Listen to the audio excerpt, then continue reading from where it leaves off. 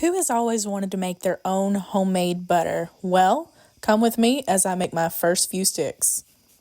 All you will need is 1 quart of heavy whipping cream. This will make about 2.5 sticks of butter. Pour the entire quart into your mixer with the whisk attachment and set it to a medium speed. Making butter, I have learned, is all about trusting the process.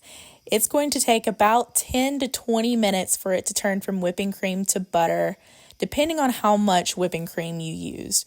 I used the entire 1 quart, and it took about 20 minutes of it whipping to finally turn into butter.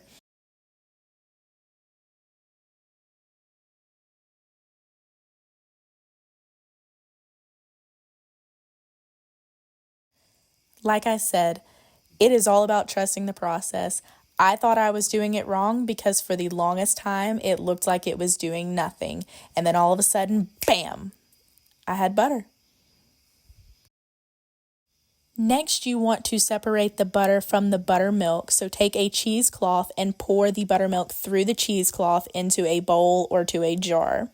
This will keep any of the butter chunks from getting into your buttermilk. Next, you want to separate the butter from the whisk.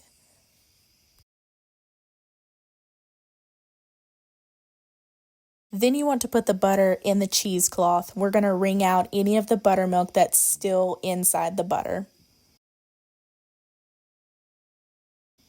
Next, we're going to clean the butter. You want to get ice cold water and place the butter in the water and roll it around until it starts to become cloudy. This is the last remaining of the buttermilk. The final step is shaping the butter. I took a stick of butter that I already had in the fridge and tried to shape my butter to the same size as that stick of butter. I suggest letting your butter chill in the fridge for a little bit before you start shaping it.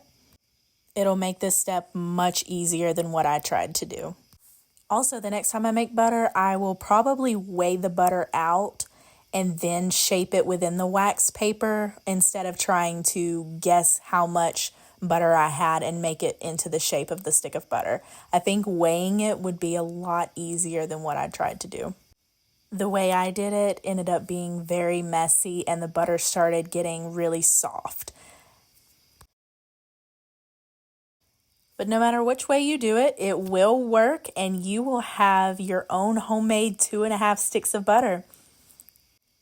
Thanks for watching and I'll see y'all next time.